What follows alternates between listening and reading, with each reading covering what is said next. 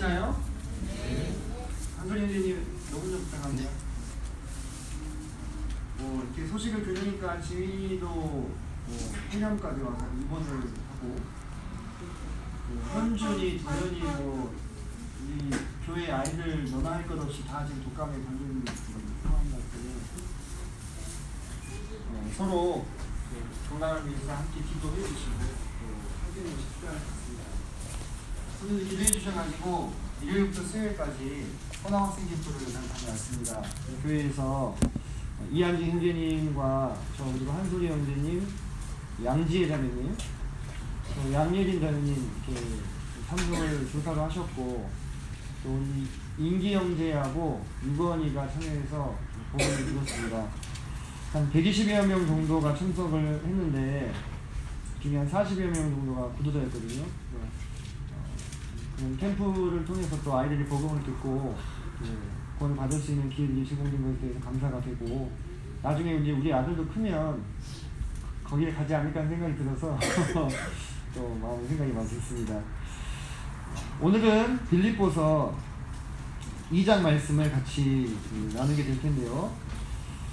오늘 말씀을 준비하면서 제가 상당히 마음에 떨림이 있었습니다.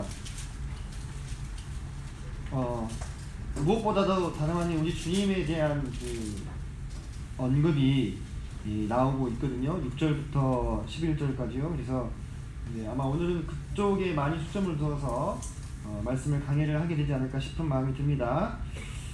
1절부터 좀 보시겠습니다. 자, 첫 절이니 같이 읽을까요? 네, 시작. 그러므로 그리스도 안에 긍휼이나 자비가 있거든. 네, 여기까지 읽겠습니다. 자, 그 문장이 잘 이해가 되십니까?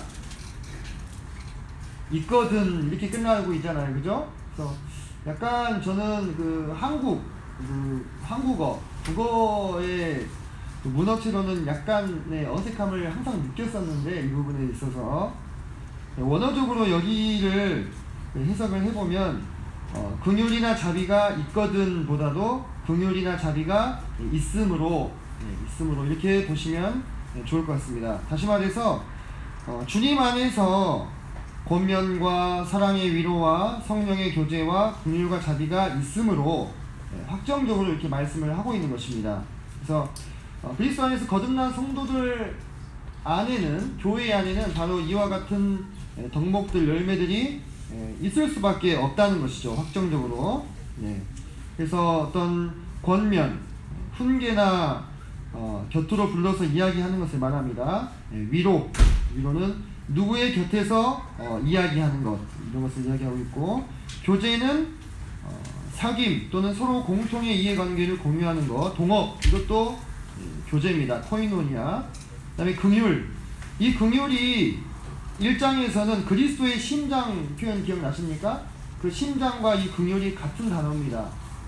제가 그때 내장이다 이렇게 표현했죠. 그래서 아주 깊은 마음, 또는 깊은 사랑, 자비를 말하는 것입니다. 그리고 자비는 잘 아시겠고요. 이와 같은 것들이 하나님의 교회 안에서는 풍성하게 있음으로 이렇게 얘기하는 것입니다. 빌립보 교회 안에 있음으로 그것이 이 세상과 구별된 교회 공동체의 모습이 되겠죠. 그죠? 다툼과 미움과 시기와 질투, 물론 우리도 사람들이기 때문에 그런 것들이 아주 없다고는 말할 수 없겠습니다만 기본적으로 교회 안에는 위로와 교제와 긍휼과 자비가 있음으로 이렇게 바울은 말하고 있는 것입니다. 자, 그러면서 그런 것들이 있음으로 2절에 마음을 같이하여 같은 사랑을 가지고 뜻을 합하며 한 마음을 품어 이렇게 얘기하고 있습니다. 2절은 한 절이지만 결국은 한 절이지만 서로 다른 네 가지 표현을 지금 쓰고 있는데요. 결국은 하나를 이야기하고 있는 겁니다. 한 마음을 품자는 것인데요. 마음을 같이하여, 이것은 같은 생각을 한다는 뜻입니다. 같은 사랑을 가지고 뜻을 합하며, 누구를 향한 사랑일까요? 우리가 1장에서도 상고해 봤다시피 누구를 향한 사랑이냐 이게 중요하잖아요. 주님을 향한 사랑, 그죠? 주님을 향한 사랑, 성도를 향한 사랑. 근데 그 사랑을 가졌을 때 우리는 비로소 뜻을 합할 수가 있는 것입니다. 우리가 주님을 향한 사랑을 품지 않고 나 자신을 향한 사랑을 품을 때는 어때요? 서로의 뜻을 세우기에 바쁜 거예요. 그죠? 왜? 내 생각이 옳으니까. 결국은 내 생각이 옳다라고 하는 것은, 내 말이 맞다라고 하는 것은 나를 사랑하고 있는 모습입니다. 그런데 주님을 사랑할 때에는 내 뜻을 내려놓고 굽히고 주님의 뜻, 교회의 뜻, 성경의 뜻에 합하게 될 수 있는 것입니다. 내 마음이. 그렇죠? 그리고 한 마음을 품어. 여기서 뜻을 합하면은 영이 하나 되며 이렇게 볼 수도 있습니다. 그래서 결국 2절은 이 1절에서 나오는 이와 같은 덕목들이 교회 안에 있기 때문에 있으므로 우리가 이렇게 한 마음을 품을 수 있음을 이야기하고 있습니다. 그러면서 3절에서 아무 일에든지 다툼이나 허용으로 하지 말고 오직 겸손한 마음으로 각각 자기보다 남을 낮게 여기고 이렇게 얘기합니다. 오직 그리스도로 인하여 새로운 성품이 생긴 사람만이 어떤 측면에서는 이와 같은 진실한 겸손을 터득할 수 있게 될 것입니다. 여기 보면은 다툼과 허용으로 하지 말고 이런 부분은 이해하시는데 어려움이 없죠. 겸손한 마음으로 이제 겸손이 나옵니다. 자, 그러면서 각각 자기보다 남을 낮게 여기고 이렇게 얘기하는데요. 우리가 어떻게 겸손케 될 수 있겠는가 생각해 보면, 나보다 너무나 압도적인 존재를 만나게 되었을 때 그 앞에서 어때요? 내 자신의 실상을 알게 되죠. 그리고 스스로 자신을 낮추게 되지 않습니까? 그죠? 이게 바로 참된 겸손의 뭐랄까 이 작동 원리거든요. 참된 겸손이 어떻게 되어지는가? 우리는 너무나 압도적인 존재를 만났어요. 누구세요? 예수님, 우리 주님. 너무나 압도적인 그 주님을 만났기 때문에 그 앞에서 우리가 우리 스스로를 비춰봤을 때 비교할 것이 아무것도 없다는 거죠. 그래서 우리는 정말 겸손하여질 수 있습니다. 그런데 이제 그 뒤에 이어지게 되는데요. 바울이 우리에게 참된 겸손을 요구하는 어떤 이 맥락의 흐름이요, 참 놀랍습니다.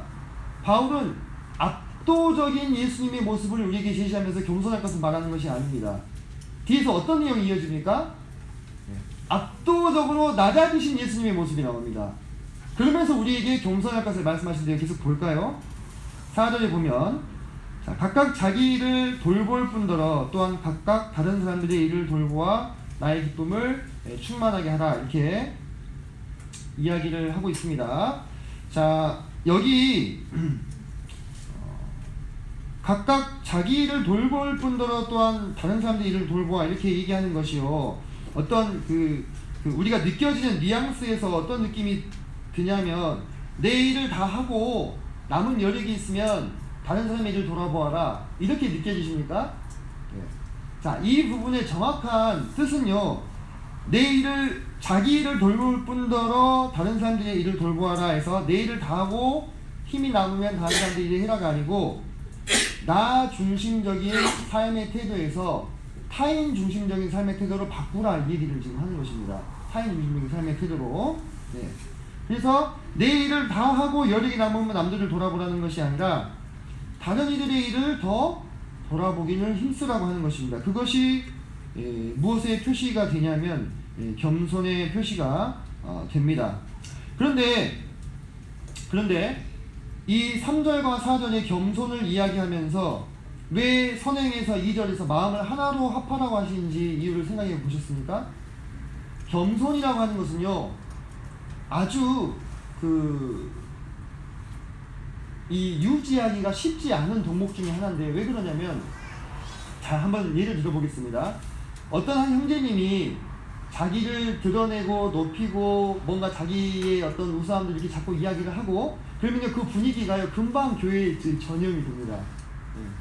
그래서 서로 각각 남을 나보다 낮게 여기는 이 분위기가요 되려면 한 마음이 돼야 돼요. 나도 나보다 남을 낮게 여기고 그 형제님도 자기 자신보다 나를 낮게 여겨줄 때 이 함께 서로를 낮게 여기는 이 분위기가 계속 유지가 되거든요. 그런데 이게 한 마음이 안 되고 누가 나는 나 스스로를 저 형제님보다 더 못한 사람으로 여기는데 그 형제님은 그걸 그냥 받아버리는 거예요. 맞다고 뭐 이렇게 드러내진 않겠지만 여러 가지 모습들을 통해서. 그러면요, 이 사람이요, 이 재밌는 게 괜히 이 손해 보는 것 같은 느낌이라든지 또는 내가 뭔가 무시당하는 느낌을 금방 받아버린다는 거예요. 이해되십니까? 그래서 우리가 서로가 서로 간에 나보다 남을 낮게 여기기 위해서는 우리 모든 교회 성도님들이 그와 같은 생각을 어떻게 해야 돼요? 공유하면서 한 마음이 돼야 되는 거예요. 한 영이 돼야 되는 거예요. 한 생각이 되어서 서로가 서로를 낮게 여기고, 아, 저보다 형제님이 낫죠. 아닙니다. 형제님, 저보다 형제님 훨씬 훌륭하시죠. 이게 서로 이게 공유가 되어야만 바로 이 3, 4절에서 말하는 이와 같은 겸손이 교회 안에서 계속해서 지속이 되어질 수가 있다는 것입니다. 자, 그러면서 바울이 우리는 결코 우리의 자아가 물론 그리스도와 함께 십자가에서 죽었습니다만 여전히 우리의 옛 욕심과 육체가 우리를 사로잡아 오는 것을 봅니다. 그죠? 그렇기 때문에 사도 바울이 우리에게 겸손하다는 말씀을 하면서 아주 결정적으로 겸손의 왕 되신 예수님의 모습을 우리에게 제시를 합니다. 그러면서 우리도 그분과 같은 방향으로 생각할 것을 말씀을 하고 있습니다. 5절 보시면 너희 안에 이 마음을 품으라 이렇게 얘기하시죠.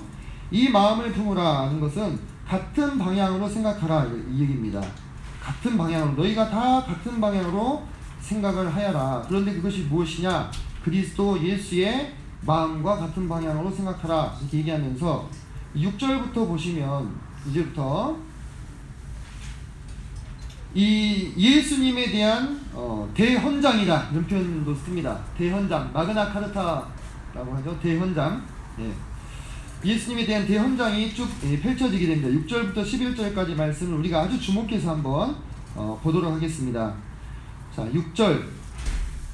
그는 근본 하나님의 본체시나 하나님과 동등됨을 취할 것으로 여기지 아니하시고 이렇게 얘기했습니다.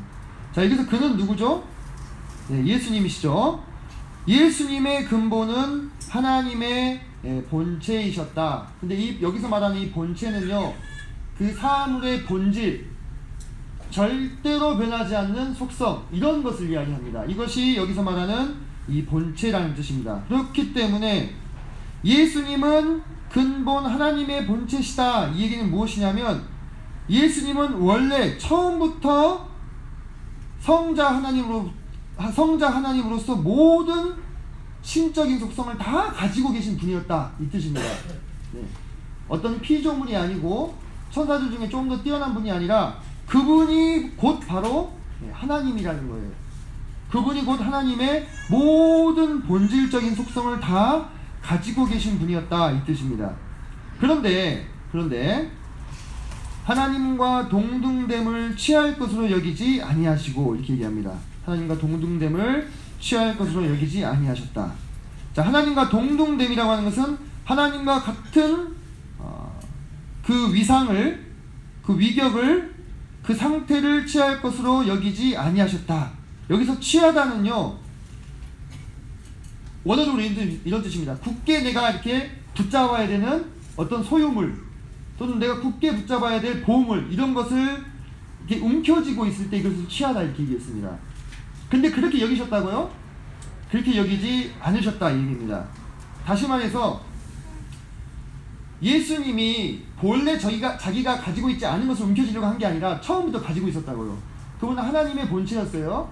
하나님의 본체로서 그분이 가지고 있는 모든 신적인 어떤 영광과 또 위엄을 이게 움켜쥐고 포기할 수 없는 그런 것으로 여기지 않고 스스로 이것을 포기하신 거예요. 여기지 아니하셨다. 이 부분은 그분이 소유한 것을 굳이 이기적으로 굳게 붙들고 놓지 않으려고 하시지 않았다 이 얘기입니다. 그리고 오히려라고 말씀하시죠. 7절에 보면 그러면서 자기를 비워 종의 형체를 가지사 이렇게 얘기하셨죠. 자, 여기서 우리나라 말 성경에는 종의 형체라고 번역이 되어 있습니다만 이 형체가 원어적으로는 그 6절에 보이시는 본체와 같은 뜻입니다. 같은 단어가 쓰였습니다. 그냥 바꿔서 한번 읽어볼까요? 오히려 자기를 비워 종의 본체를 가지사 이 얘기입니다. 종의 본체를 가지사. 자, 그러면 우리가 이 6절과 7절 사이의 간극을 한번 상상해 보십시오. 원래 하나님의 본체를 가지신 그분께서 어디까지 낮아지신 거예요? 종의 본체를 취하시기까지 낮아지셨다는 거예요. 여기서 말하는 이 종은요, 노예를 말합니다. 우리 서민국 형제님이 그 노예에 대해서 잘 설명해 주셨던 거 기억나십니까? 네, 기억나시죠? 그래서 노예의 본체, 노예의 모든 속성과 성품을 다 취할 것으로 그분이 스스로 선택을 하셨다고 하는 것입니다. 한번 생각해 보시기 바랍니다. 우리가 사람과 개미를 비교할 수 있어요?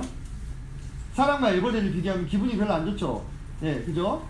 우리가 아무리 그 마음이 아주 온유하고 겸손하신 분이어도 자기를 벌레 취급하는데 기분이 이렇게 유쾌하신 분은 별로 없을 거예요. 그죠? 사람과 개미는 비교가 안 됩니다. 그리고 개미가 사람의 삶을 이해할 수도 없고 헤아릴 수도 없습니다. 그죠? 얼마나 큰 차이입니까? 사람과 개미라고 하는 것은. 그런데 여기 우리가 6절과 7절에서 보는 이 하나님의 본체와 이 노예의 본체 사이의 간극은 어때요? 사람과 개미 사이의 간극은 비교도 안 될 만큼 엄청난 차이가 있다는 것입니다. 이 6절과 7절 사이에 이 단순한 절의 구분이지만 하나님의 본체와 노예의 본체 사이에는 형언할 수 없는 어마어마한 간격이 존재한다는 거예요.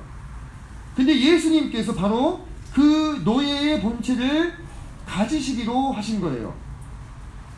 한번 잘 생각해 보십시오. 하나님의 본체라 하면은 모든 우주와 모든 피조물 위에 지극히 높으신 분입니다. 우리 주님께서 그 하나님으로서 본인이 가지고 있는 모든 영광과 모든 보좌와 모든 위엄과 모든 권세를 다 포기하고 종의 본체를 가지시는, 노예의 본체를 가지시는 그 길을 스스로 택하신 거예요. 이것이 지금 사도 바울이 우리에게 제시하고 있는 우리 주님의 겸손하신 모습을 말하고 있습니다. 사람이요, 재밌는 게요, 한번 높은 자리를 맛보면 쉽게 내려가기가 어렵습니다. 그죠? 한번 권력의 맛을 보면 어때요? 놓기가 어렵죠? 자기를 대접해주고 대우해주고 높여주니까요. 이 영광과 위엄과 권세라고 하는 것은요, 취하기도 어려울 뿐만 아니라 놓기도 정말 더 어렵습니다. 근데 예수님은요, 그런 것들을 하나도 스스로 취해야 할 것들로 여기지 않으셨다는 것입니다. 그리고 사람의 모양으로 나타나셨다 이렇게 얘기합니다. 자, 여기서 말하는 사람의 모양은 어떤 것이냐면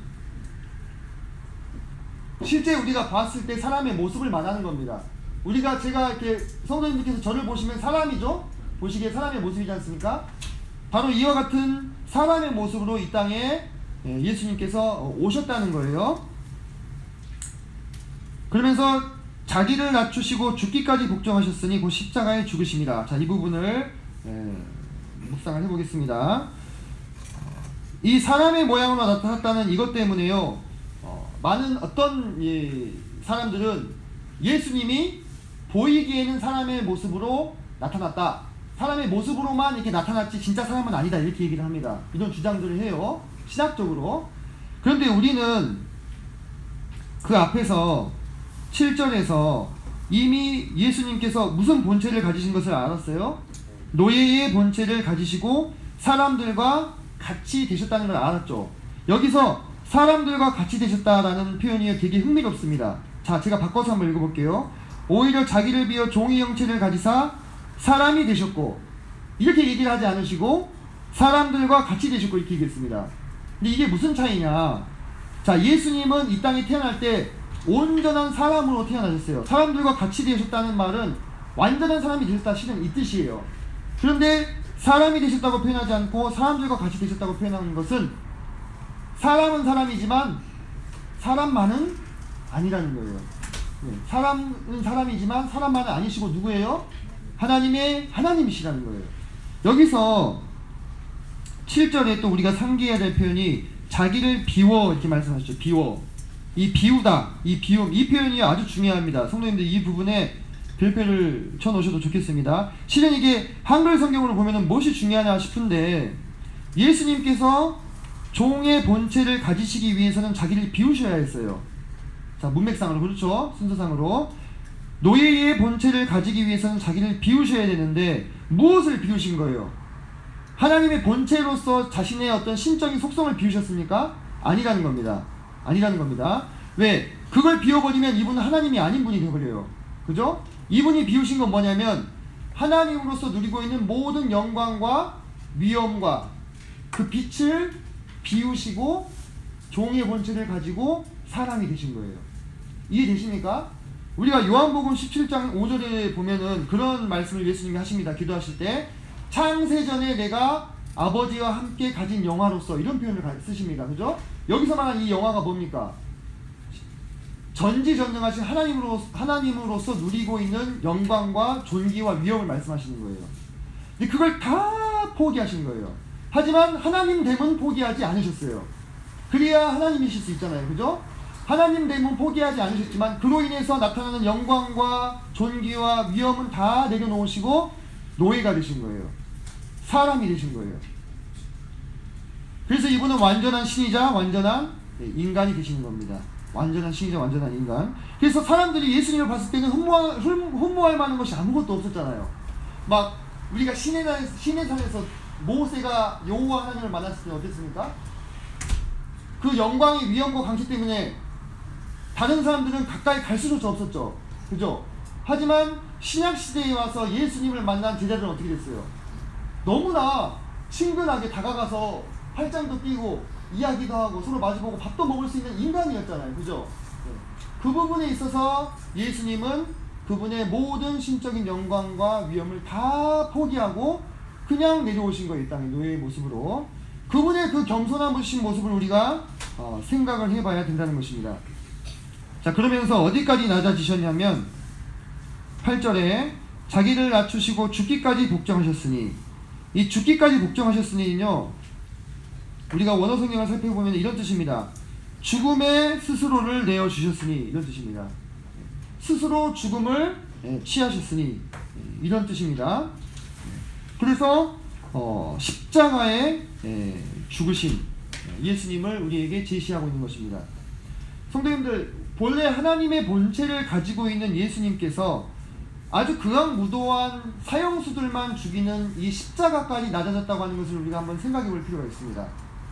정말로 우리가 이 6절과 8절에서 우리가 머물러서 오랜 시간을 묵상에 할애해야 될 필요가 있습니다. 왜냐? 바로 여기에 우리의 겸손의 비결이 숨어 있는 것이거든요. 예수님은 어떤 취급을 당하셨어요? 예수님은요, 본인이 짓지 않은데도 본인이 지은 것 같은 취급을 당하셨어요. 그죠? 예수님은 가장 선하시고 많은 불쌍한 사람들을 도와주셨지만 가장 극악무도한 흉악범 같은 대접을 받으신 것입니다. 그리고 모든 비난과 모욕과 수치를 다 덮어쓰고도 한마디도 대꾸하거나 또는 자신을 변호하지 않았습니다. 마치 세상에 둘도 없는 흉악범처럼 취급을 당하신 거예요. 예수님께서. 우리는 어떻습니까? 사람이 언제 화병에 걸려요? 억울한 일을 당했을 때, 그죠? 억울한 일을 당했을 때 화병에 걸려요. 그죠? 내가 요만큼이라도 손해를 보면 어떻습니까? 아, 그렇지 않다고, 그건 내 잘못 아니라고 변호하죠, 스스로를. 그죠? 얼마나 그렇게 빠릅니까? 그리고 우리가 자주 쓰는 표현 중에 이런 표현이 있어요. 왜 나를 나쁜 사람 만드느냐, 자꾸. 이게 무슨 표현이에요, 결국은?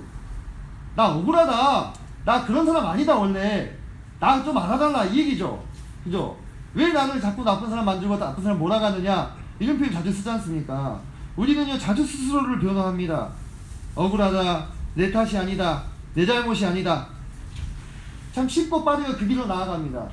그리고 내가 얼마나 떳떳하고 얼마나 깨끗한 사람인지 쉽게 변호합니다. 제가 그렇습니다. 제가 저희 자매랑 이렇게 좀 다툼이 있을 때가 있죠, 다.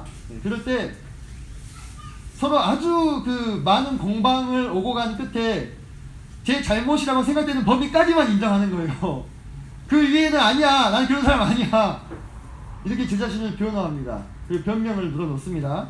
그런데요, 그렇게 해서는요, 문제가 하나도 해결이 되지 않더라고요. 그래서 서로 마음만 상할 뿐이고, 그렇죠? 겸손하지 않아서 그런 겁니다, 제가. 주님은 한번 생각해 보세요. 성도님들이 세상에서 그렇게 억울한 일을 당했는데, 맞습니다, 제 책임입니다, 이렇게 하기가 어렵죠. 주님은 이렇게 하셨다는 거예요. 내 탓입니다. 그리고는 마치 자신이 모든 형벌을 다 당하는 것이요, 마땅한 것처럼 그냥 마땅한 사람으로 죽으신 거예요. 맷돌에서 곡식이 갈려 나가는 것 같이 그렇게 하나님의 진노의 포도즙틀에서 밟히신 거예요. 여호와 하나님이 예수님을 십자가에 못 박으시면서 마음에 흡족해 하신 거예요. 세상 못난, 세상 나쁜 죄인을 쳐주겠다. 내 공의가 실현됐다. 그런 취급을 당하시면서도 예수님 어때요? 한마디도 항변하지 않으시고 스스로를 변호하지 않으셨다는 것입니다. 나의 아버지 어찌하여 나를 버리시나이까. 이게 항변이라고 생각하십니까? 이건 절규예요, 절규. 네. 스스로를 변호하신 것이 아닙니다. 사랑하는 성도님들, 우리가 그런 주님을 생각하게 되었을 때 사도 바울은 그 얘기를 하고 있는 거예요. 우리 주님을 생각하면서 여러분도 겸손한 마음을 품으십시오. 교회 안에서도요, 내 잘못입니다 하기가 참 어려워요. 사실 자기 잘못 아니거든요. 아니에요. 그렇죠. 장로님들이 뭐 얼마나 잘못이 있으면, 근데 내 잘못입니다 하기가 그렇게 어려워요. 근데요, 그 겸손한 자세를 취했을 때 사실은 문제가 많이 해결이 되더라는 것입니다. 내 잘못입니다 하면 어떻게 됩니까? 아닙니다, 형제님 내 잘못입니다. 아닙니다, 형제님 내 잘못입니다. 아닙니다, 자매님 내 잘못입니다. 이렇게 나오잖아요, 그죠? 내 잘못 아니야 이렇게 끝까지 나가면 어떻게 돼요? 저도 잘못 안 했는데요? 저도 그리고 잘못 안 했는데요? 이렇게 되는 거예요. 이해되시죠? 무슨 상황인지, 그죠? 예. 근데 그게 그렇게 어렵습니다. 제가 왜 그걸 경험하냐면, 제가 제 아내하고 사이에서 제 잘못 아닌데 제 잘못이라고 말하기가 어렵더라고요. 진짜 어렵더라고요. 왜? 우리는 억울하다 이거예요. 나 그런 사람 아니라는 거예요. 근데 우리 주님은 그렇지 않으셨다는 것입니다. 억울한 것으로 작정하면요, 우리 주님과 비교할 자가 누가 있겠습니까? 원망하려고 작심하면은 주님만큼 원망과 한이 많은 사람이 누가 있겠어요? 근데 그분은 한마디도 불평과 불만과 변명과 대적하지 않으시고 묵묵히 그걸 다 받아내신 거예요. 십자가에서 죽으시기까지 다 받아내신 거예요. 자기를 완전히 비우고 그냥 없는 사람처럼 무시당하신 거예요. 짓밟히신 거예요. 맷돌에 갈려나가는 곡식처럼, 아무것도 아닌 것처럼. 자, 성도님들, 어디 우리 주님이 그런 대접을 받으셔야 되는 분입니까? 한번 여쭤보고 싶습니다. 주님이 그런 대접을 받으셔야 되는 분이에요? 아니죠. 우리 주님은 비할 데 없는 하나님의 본체십니다. 근본은 하나님의 본체. 그런데 그분께서 그 길을 가셨다고 하는 것입니다. 그러므로 이제 그 뒤를 따르는 우리 성도들도 우리 주님의 낮아지심을 생각하면서 스스로 낮추고 겸손하고 서로를 자기보다 낮게 여기고 다른 이들의 일을 돌아보라고 사도 바울이 우리에게 이야기하고 있습니다. 이제 이 예수님을 우리가 어떻게 해드리는 것이 마땅하겠습니까? 이 스스로를 완전히 낮추시고 비우신 이 예수님을 어떻게 하는 것이 마땅하겠습니까? 9절부터 보시면 이제 주어가 하나님으로 바뀌는 것을 봅니다. 6, 7, 8절에서 주어는 누굽니까? 예수 그리스도시죠. 그죠? 예수 그리스도께서 자발적으로 스스로 낮추셨습니다. 그러므로 9절부터 하나님이 그를 지극히 높여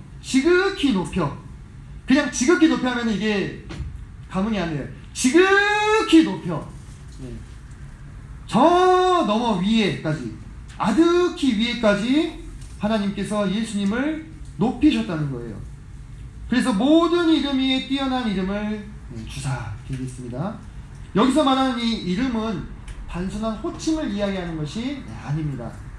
이것은 단순한 호칭을 이야기하는 것이 아니고, 이 이름은 그분의 위엄과 신분과 속성을 내포하고 있습니다. 이 이름으로 말미암아 그분이 누구인지가 밝혀지고 입증이 되는 거예요.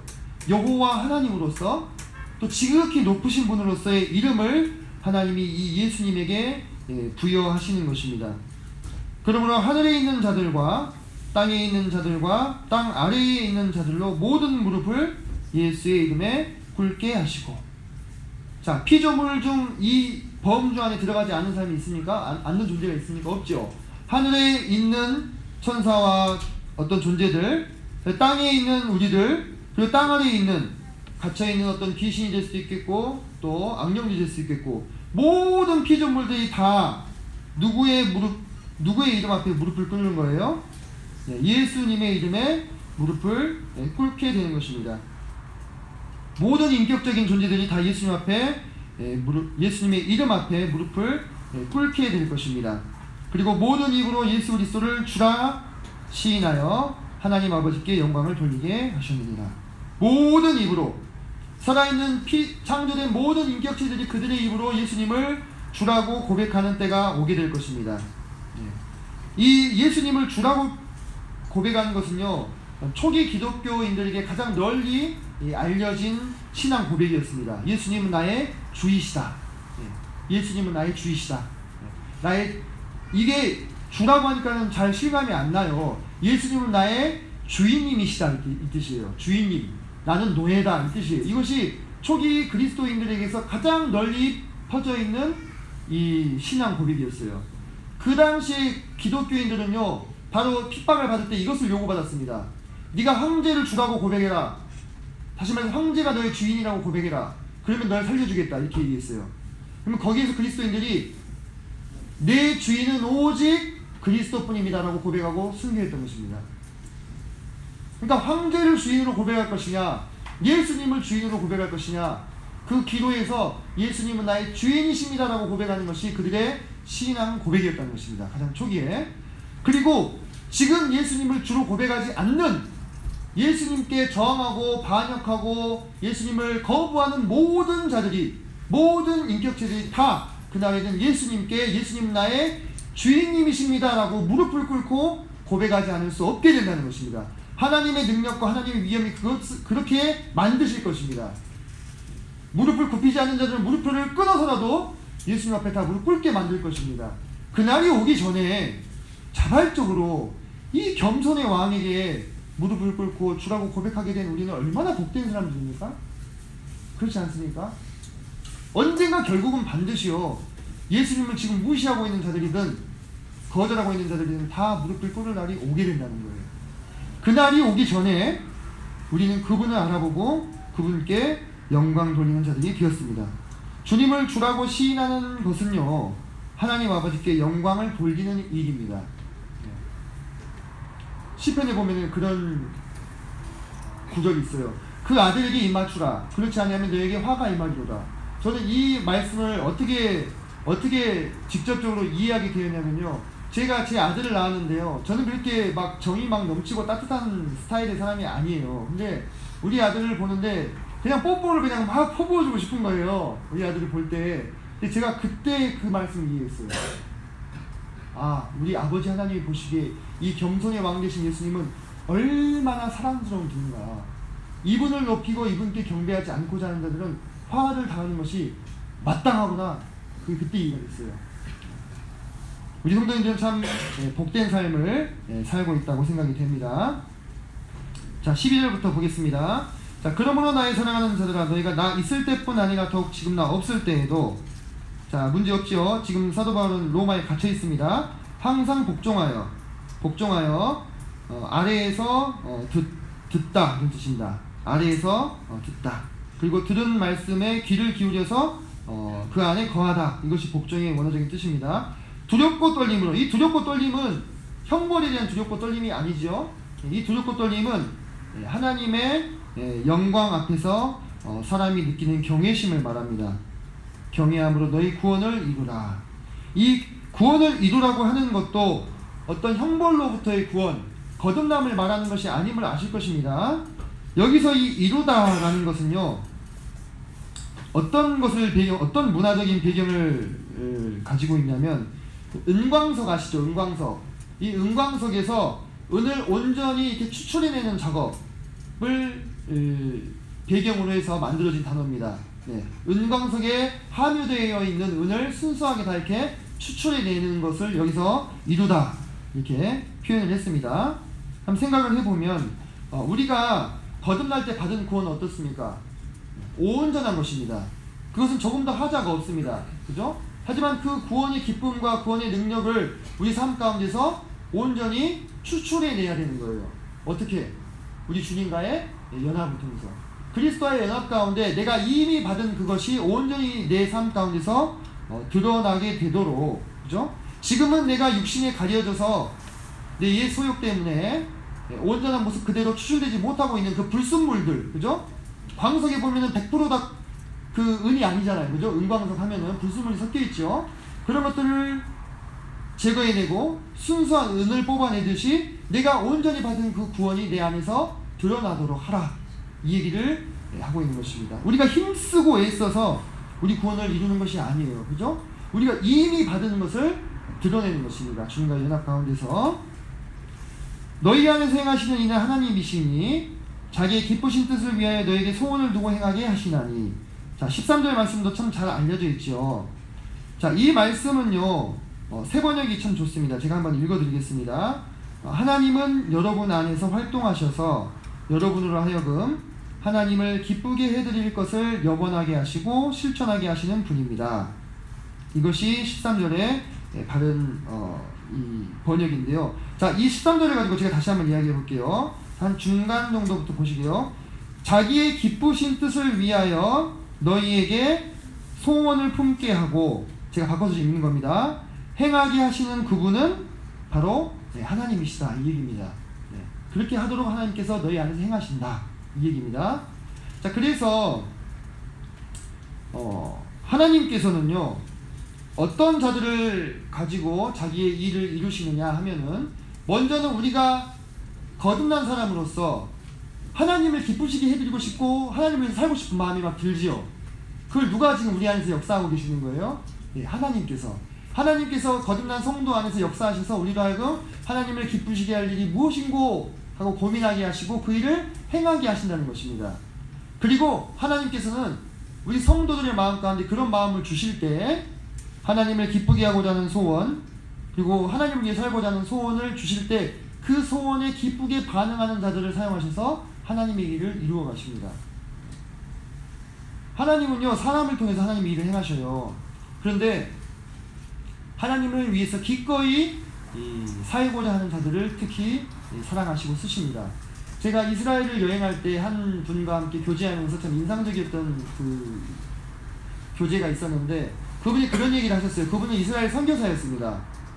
현지에. 하나님이 어떤 사람을 쓰기를 원하시는지 아느냐. 저는 그때 청년이었어요. 하나님의 길을 보여주시면서 이 길이 가시밭길이야, 이 얘기를 하신대요. 이 길은 가시밭길이야. 결코 기쁨만 있는 길이 아니란다. 그럼에도 네가 가기를 원하느냐? 라고 물었을 때, 네 주님, 제가 가기를 원합니다, 라고 기꺼이 대답하는 자들을 쓰신다는 겁니다. 그러니까 우리가 주님이라면서 꽃길만 걸을 생각을 하면 안 돼요, 그죠? 오히려 고난의 길이에요. 그리고 내가 그 일에 맞지 않았으면 겪지 않아도 됐을 슬픔이나 어려움이나 그런 것들을 겪습니다, 그죠? 그럼에도 불구하고 네가 이 길을 가기를 원하느냐라고 주님이 물으셨을 때, 네 주님, 가기를 원합니다 라고 대답하게 하시는 분이 누구라는 거예요? 우리 안에 착한 일을 시작하신 예수님이라는 거예요. 그리고 그 응답을 드릴 때에 그 길을 걸어가게 하신다는 것입니다. 그래서 주님께서 우리에게 주님의 동역자라고 말씀하셨죠. 우리 주님의 파트너가 되었습니다. 그래서 주님과 함께 아버지 하나님이 기뻐하시는 일들을 이 땅에서 행하게 되는 것입니다. 14절에 모든 일을 원망과 시비가 없이 하라. 원망, 수근거리는 것, 시비, 논쟁, 옳고 그름을 따지는 것, 이런 것들이 없이 모든 일들을 하라, 이렇게 말씀하고 있습니다. 우리가 서로에 대하여 주님처럼 겸손할 수 있다면 14절의 말씀이 우리 가운데 이루어질 것으로 생각이 됩니다.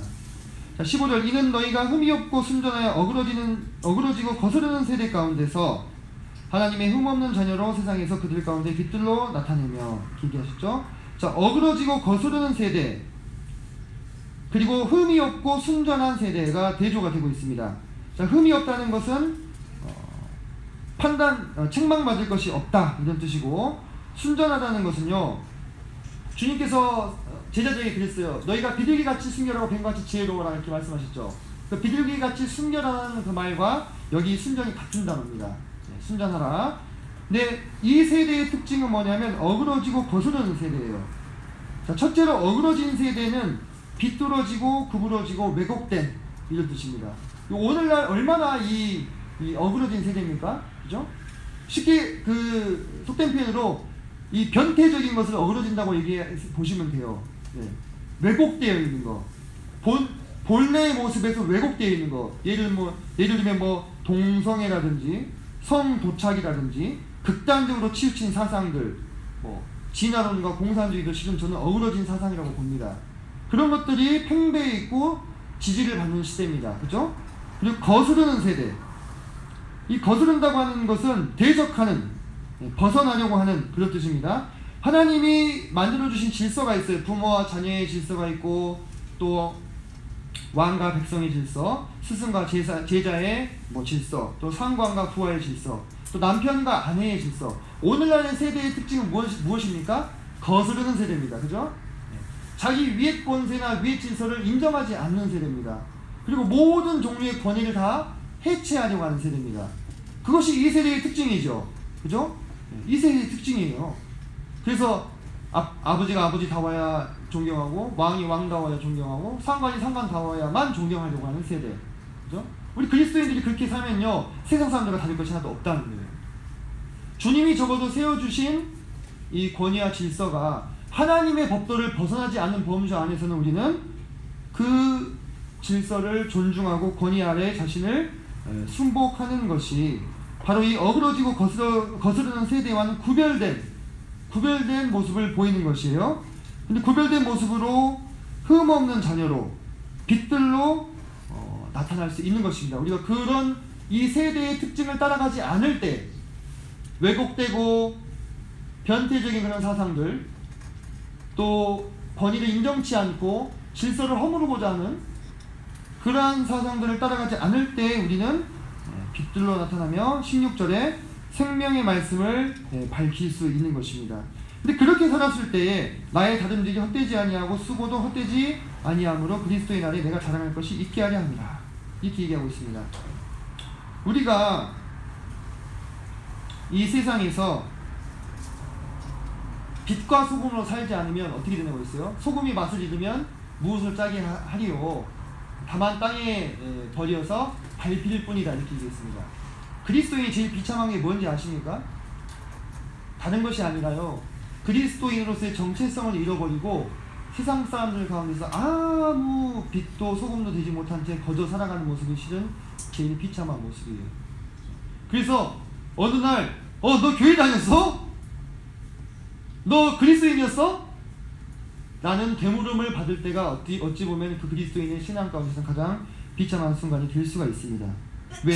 그 어그러지고 거스르는 세대 가운데서 다른 세대의 모습으로, 다른 모습으로 보여지지 않았다는, 결국 그들과 같은 모습으로 살아갔다는 이야기가 되기 때문에 그렇죠. 자, 17절에 보면 만일 너희 믿음의 재물과 섬김 위에 내가 나를 전제로 드릴지라도 나는 기뻐하고 너희 무리와 함께 기뻐하리니. 18절 이와 같이 너희도 기뻐하고 나와 함께 기뻐하라. 이렇게 얘기하고 있습니다.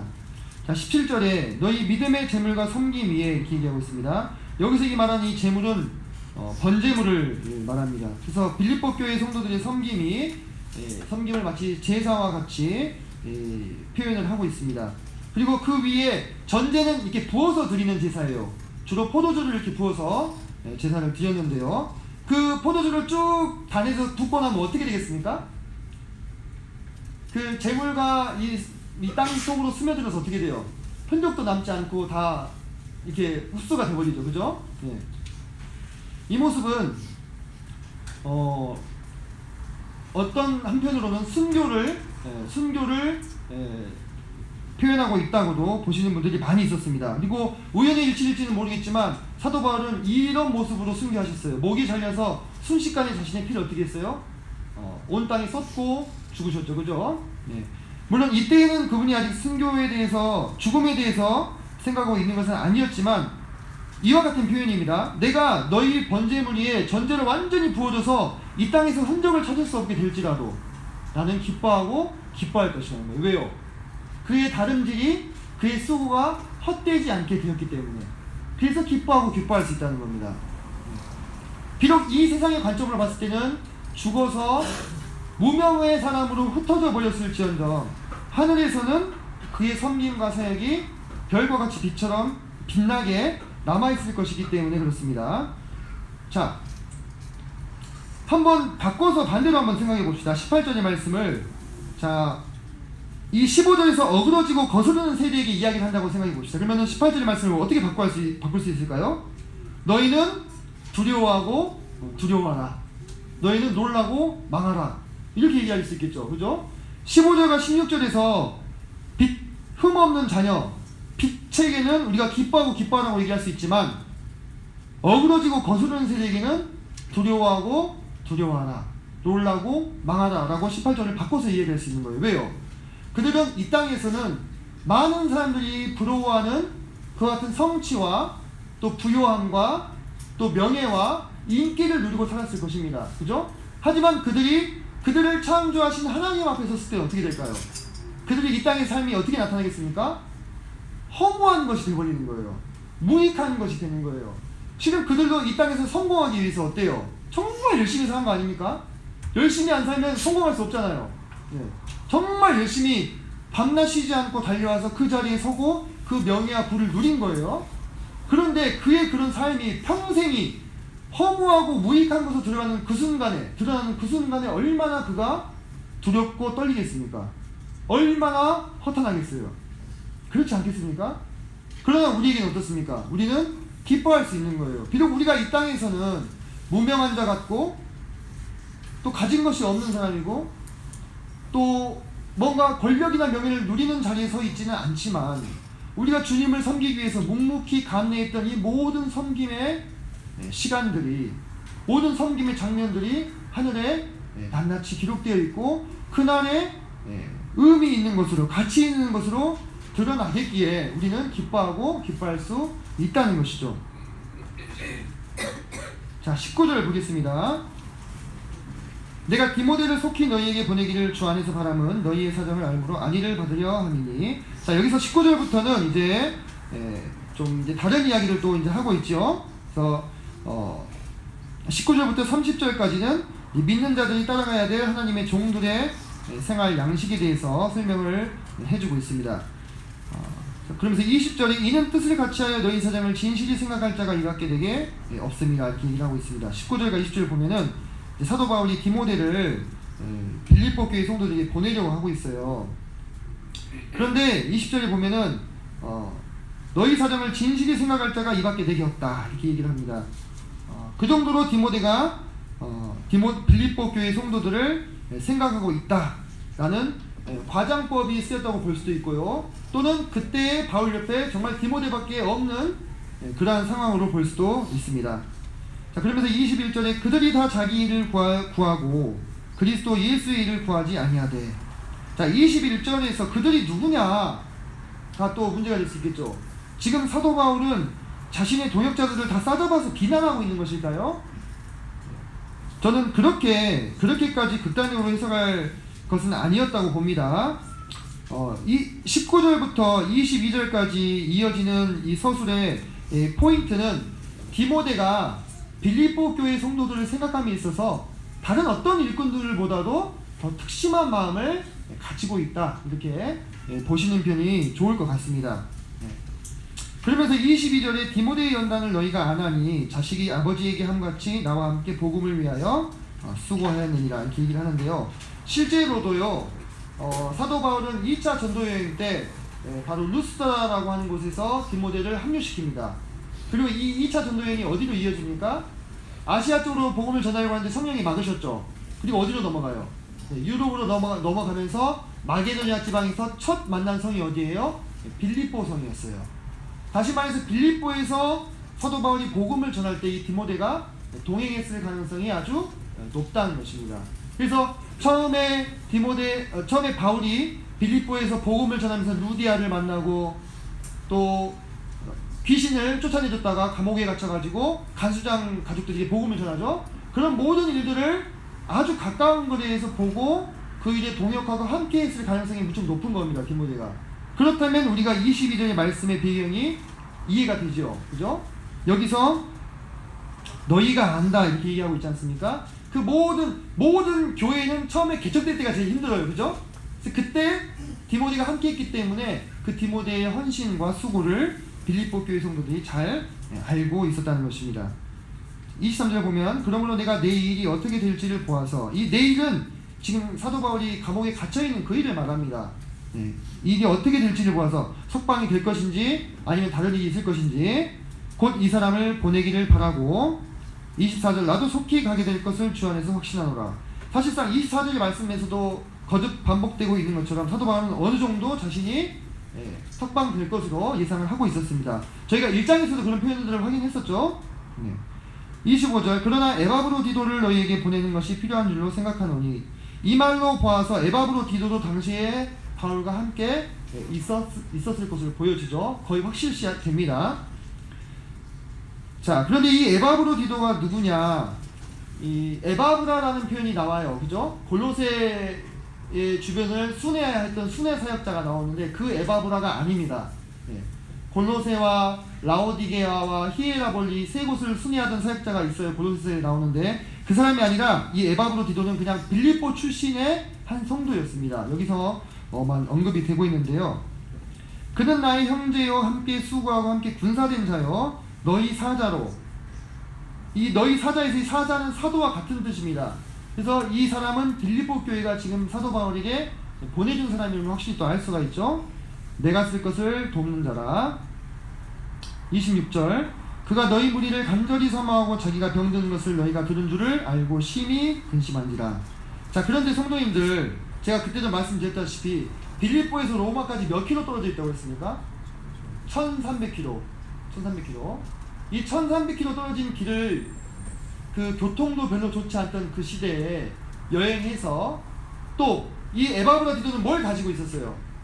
빌립보 교회 성도들이 헌금 주머니를 가지고 있었어요. 그죠? 돈 주머니를. 그러면 치안도 별로 좋지 않은 그 시대에 1300km를 걸어서 배 타고 여행해서 이 사도 바울이 살고 있는 로마까지 가서 전단해 주기까지 에바브로디도가 감당해야 됐을 그 무게가 어땠겠습니까? 내가 이거 혹시라도 이거 뺏기면 어떻게 될까? 강도나 도적대에게 이런 항상 노심초사하는 마음을 가지고 배를 타고 걸어서 그 길을 여행해가지고 사도 바울에게 온 거예요. 1300km를. 병이 안 나는 게 이상하죠. 그죠? 또 어떤 연유가 있었을지 모르겠지만 그는 거의 목숨을 잃을 뻔할 만큼 심각한 병에 걸려서 고생했던 것입니다. 그런데 그럼에도 불구하고 그는 자기의 죽음을 생각한 것이 아니라 누구를 생각했어요? 빌립보 교회 성도들을 생각을 했던 것입니다. 자기가 병든 것을 너희가 들은 줄을 알고 심히 근심한지라 이렇게 얘기했죠. 그래서 그가 병들어 죽게 되었으나 하나님이 그를 긍휼히 여기셨고 그뿐 아니라 또 나를 긍휼히 여기사 내 근심 위에 근심을 면하게 하셨느니라. 그래서 이 에바브라디도의 이 모습은요 참으로 이 2장 4절 다른 사람들의 일을 돌보는 그 겉면이 참 이루어진 모습이 아닌가 하는 생각이 들었습니다. 그리고 성도들도 병들 수 있습니다. 그죠? 우리는 성경에서 여기 나오는 에바브로디도뿐만 아니라 병든 성도들을 많이 만납니다. 그런데 우리가 참 마음 가운데 소망이 있는 것은 그 성도들이 당하는 질병은 결코 우연도 아니고 불행도 아니라는 것입니다. 다만 이 일을 통해서 하나님이 하시는 일을 나타내며 성도들의 마음을 드러내시기 위한 하나님의 도구가 되는 거예요. 에바브로디도가 병에 들므로 인해서 빌립보 교회 성도들이 그를 위해 더 걱정하고 더 기도하고 사도 바울도 그를 위해서 더 기도할 수 있게 되지 않았습니까? 그래서 이제 28절에 보면 그러므로 내가 더욱 급히 그를 보내는 것은 너희도 그를 다시 보고 기뻐하게 하며 내 근심도 덜려 함이니라. 이 부분은 크게 어려움이 없으시죠. 다시 이제 건강을 회복한 에바브로디도를 또 1300km를 달려서 빌립보에 보내기를 원하고 있습니다. 그러면서 이러므로 너희가 주 안에서 모든 기쁨으로 그를 영접하고 또 이와 같은 자들을